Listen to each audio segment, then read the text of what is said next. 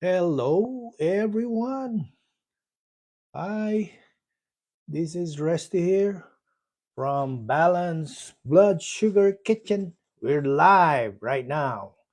And uh, say hi if you're around here. Um, saying hi to Charm Do. Welcome to our live right now. And today we're not gonna have a cooking show, but we're gonna have something that is like kind of interesting for a lot of you guys. Hey, welcome to Gus Lopez 870. How are you doing? Uh, where are you located right now? Just let us know. What we're gonna talk about today is doing some sharing some hacks and fun battles for Filipino food or diabetic uh, friendly substitute and sweet for sweets and stuff like that. Welcome to Geneva Stewart. Hello, hi.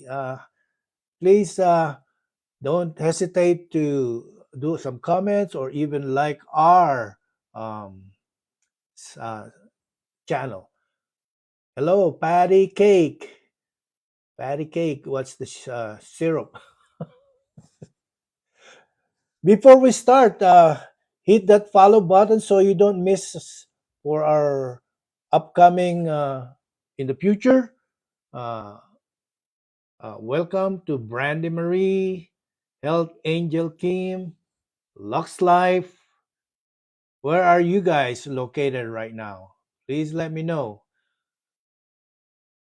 Like I said, hit that follow button so you don't miss our upcoming, our future um, live. Okay. Today, like I said earlier, we're going to talk about some hacks. Instead of doing our regular cooking show, I'm going to talk about some of our uh, tips that I have shared before. Welcome, Devi, Drea, Elmham, Hamdoon. Welcome.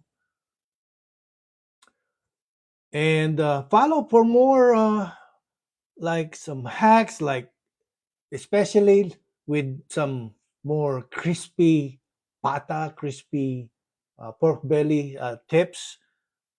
So let's dive in. Hello, Sam.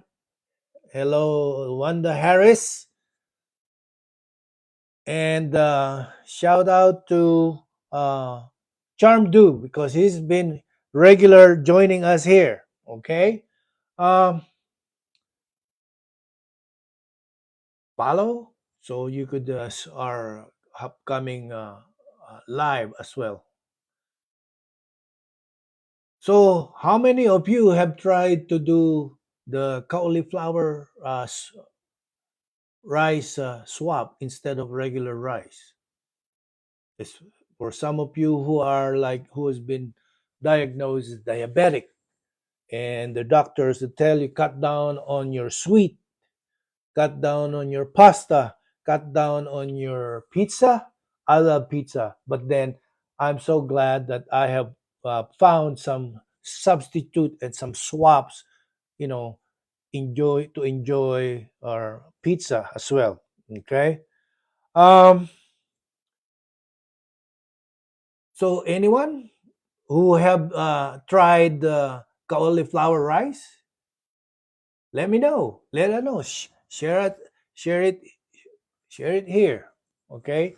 And so I could do a shout out for you, and I could also tell you more of what you could do to enhance or even like what we call it pimping your cauliflower rice. In fact, one of my very first posting was about using uh, cauliflower rice. Okay, follow me if you want to find some more winning hack in the future. So what I had in the posting is mostly using frozen cauliflower rice, pack one. And it's a great hack if you want to use kaoli flour rice. But if you are short of time or in a rush, that's the best way to do it. But if you have a regular cauliflower, that's even better, but it's time consuming. You have a big chunk of cauliflower, and then you have to kind of crush it or even separate, all those things up there, kind of break it apart. And then you have to chop it, and then you have to put it in a blender to make it just like flour thing. Okay? But here's another thing. A lot of the folks who have missed, like when they switch over to cauliflower cooking, and then they found out later on that it's not really the same with regular rice. No, it's never going to be the same. But here's the thing, the secret of using cauliflower rice instead of regular rice is there's a hack. Because if you don't do this hack, like I'm about to tell you, is your cauliflower rice is gonna be like lumpy, soggy, mushy, especially for the frozen cauliflower rice. Okay, because this hack that I'm gonna tell you is what you have to do, whether it's the regular cauliflower or the frozen pre-packed cauliflower rice. You have to do this, and here's the tip or the secret on how you do it is you have to pull the moisture out of your cauliflower. Okay, that's what you have to do. Have you, any one of you have tried that? Or even without pulling the moisture out of cauliflower, what was your experience? Let us know. Okay, because when I started doing that, or to cook, cauliflower, especially frozen one, and I found out it's like mushy. It wasn't really good. Trying to have my mental thing to say, yeah, this is good substitute, but it deep inside, I was going like, no, this is not the same. All right. Oh, by the way, click follow if you want to know some more hack when it comes to diabetic friendly cooking. Okay. This time we're just doing some hacks and stuff like that instead of a regular cooking show. This is better actually when we're gonna have to take a break from a regular cooking show so that I could even explain to you much more the detail. Anyway, going back to our cauliflower hack, this is what you have to do. You have to pull the moisture out. On how you're gonna do that? If it's like your mashed or chopped cauliflower, what you have to do is pull it out or put it like in a cloth or something and squeeze the water out. That's gonna require some muscles or like kind of squeezing motion for you to do that. Well, what you might the other hack that I could tell you is this: is you gotta stir fry, put it in a on a frying pan, your defrosted cauliflower or regular cauliflower, and then stir fry it. How do you know when you have already drained the water or the moisture out of your cauliflower? When you're stir frying it, every time you're gonna see a streak of water right on the surface of the pan. That's how you will know if you have already drained the water or pull out the moisture of your cauliflower. That's the secret that for you to know when you have already done enough moisture pulling out of your cauliflower. You need to do it a lot longer to pull the moisture out when you are doing for frozen cauliflower, because the first thing you have to do, especially like the one I normally buy from some groceries pre-pack and stuff like that, is put it in a microwave oven and then set it to defrost. It all depends on your microwave setting, so I'm not gonna even but normally to defrost it, I would say it could take about an average of about 5 minutes. You don't have to completely kind of cook it in a microwave oven. That's where the regular stovetop cooking come into play. Okay. Now, when you have defrosted it, throw it in your frying pan, and then that's when you get kind of stir fry it. And later on, you don't have to keep the heat constantly on, because later on the heat itself from the pan is enough to dry down your um, cauliflower. And then that's when you have it, like when it's all completely pulled the moisture out, you have a cauliflower ready for whatever you want to do it, especially for just like making it a fried rice out of it. Okay. uh, so if you have done that,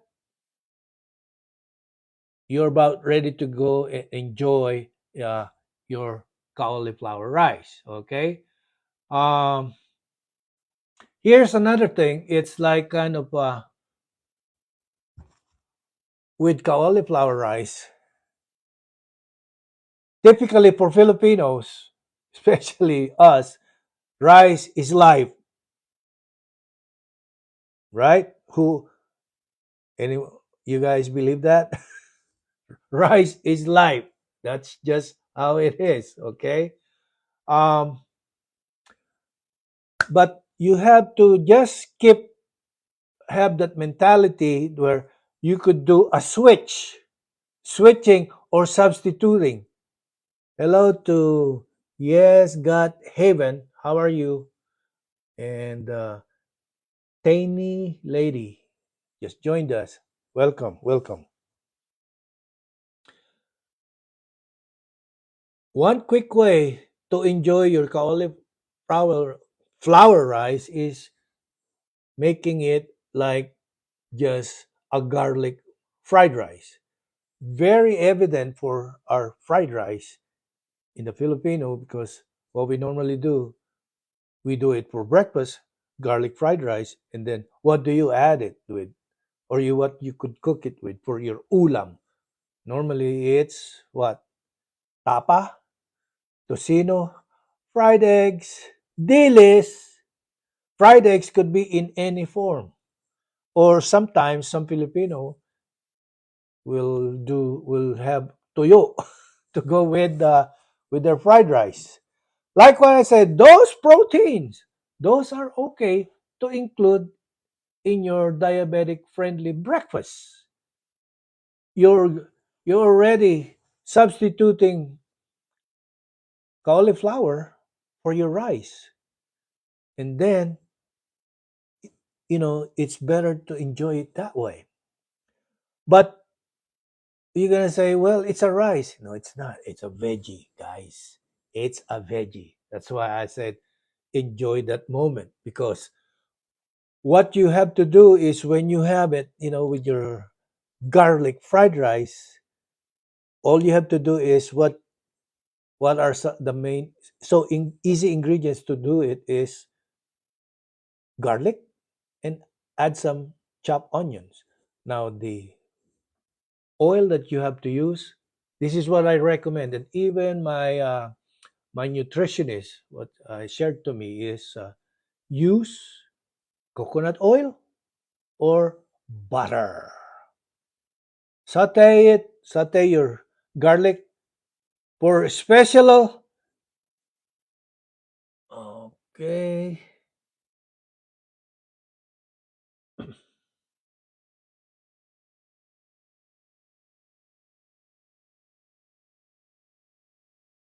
Where am I at? Oh, sorry, I forgot. Because I got somebody saying hi. Hello, Shelly Pyle. Hello.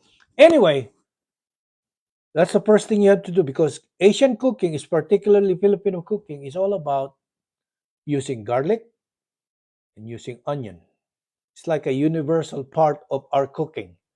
But the great thing about it is these two ingredients, garlic and onions, they really add that unique flavor for your cooking, whether it's ginisa or anything.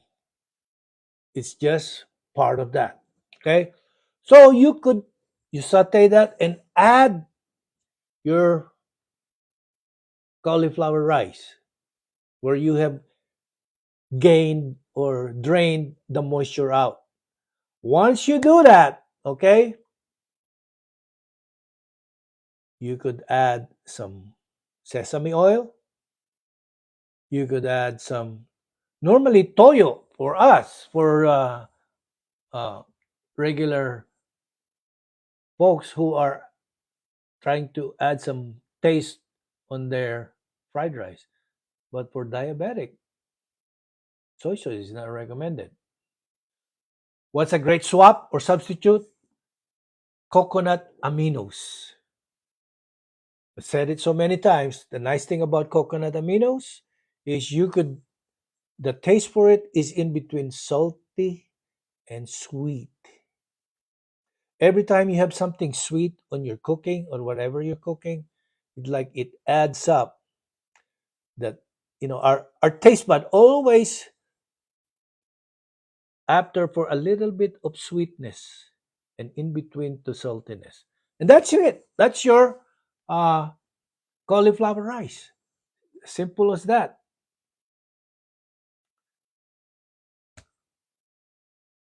So, do you have any question as far as about managing your blood sugar, or even like some cooking that are diabetic friendly? And do you have any requests or question that we could do or I could include in my cooking show or even some of my videos? Okay, but here's another question: is like which you prefer when it comes to crispiness? Crispy pork belly or crispy pata? Take your pick. Which one you like better? Which one of those? Crispy pork belly or crispy pata? It's the same animals, the origin for those. Okay. One thing that I could tell you that I really didn't mind at all when I had to switch over to low carb or diabetic friendly diet is the fact that I could eat meat. I could eat fat. Disclosure is I'm not a medical person. I'm not a nutritionist. What I have what I've been sharing to you folks are from my own experience that works. Okay?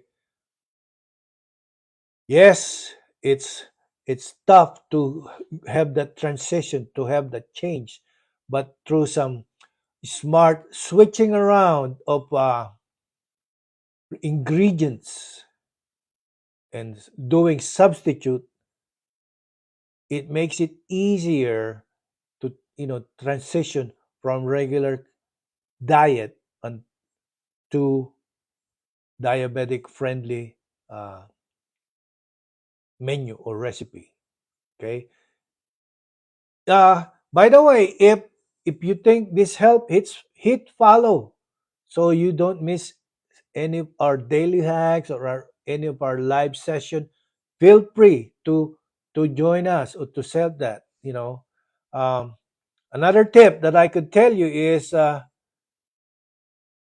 have shown also is the air fryer trick to make pork belly crispy with less oil.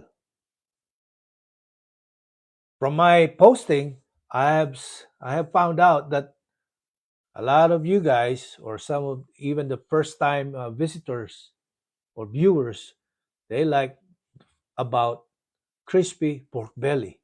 Who doesn't like crispy pork belly anyway? Except those guys who are uh, told by their doctors not to stay away from fat. But the diabetic friendly eating is a different with that. Anyway, uh,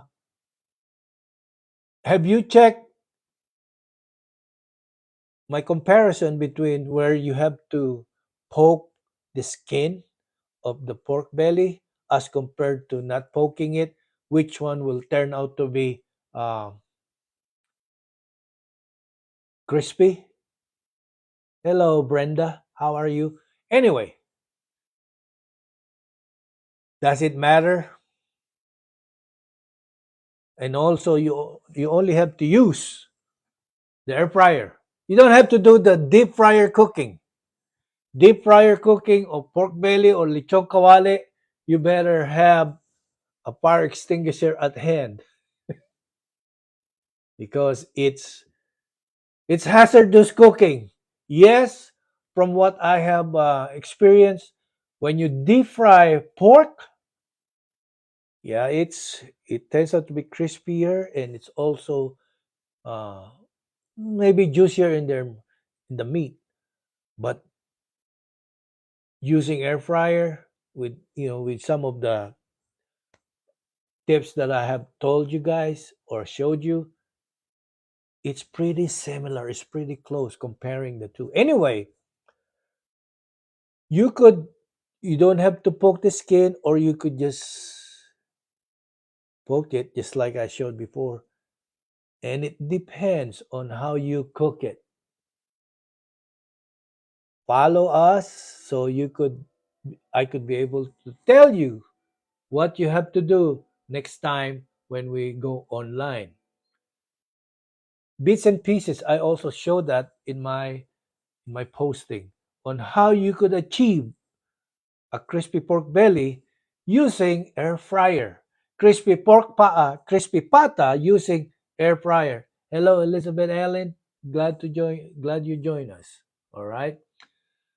So, what are what are the ways that you could make your crispy pata uh, or your pork belly crispy? It all depends on the temperature setting and the time setting. Standard setting 350 degrees Fahrenheit. Okay, 350 degrees Fahrenheit. Now the time setting it's also dependent on the type of crispy belly pork belly that you have. Hello, Shirley. Yeah, hi. Say hi. But leave a comment here if you have your own tips on how you make your crispy uh, pork belly crispy using air fryer. All right, I'm not even gonna uh, talk about using or deep frying your pork belly because it's very hazardous. There's a lot of mess and everything. Just like I said before, one of my best friend in my diabetic cooking or diabetic friendly cooking is my air fryer. I still have also the turbo broiler. I've seen it also where uh, a lot of folks are promoting a turbo broiler. But what I have noticed or I have observed between turbo cooking and also air fryer cooking, turbo broiler, the maximum temperature that it could reach is only 350 degrees. One key thing when you are using air fryer, especially if you want to make the meat, your pork belly crispy, is there's a setting later on that you have to do it where it has to be at least 400 degrees Fahrenheit. Okay. Hello, Shirley. How are you? Okay. When you do that, and it's also quicker to hear the crackling sound when you're using air fryer. Again, it all depends on the brand and the type of air fryer you're using. Okay, so take note of that, and I will be sharing it later on, some more techniques, some more tips and hack. Hello, Eddie. Okay. Um, Another one that I told you is using the air fryer is you could that's a great substitute if you want to eat some barbecue on a stick.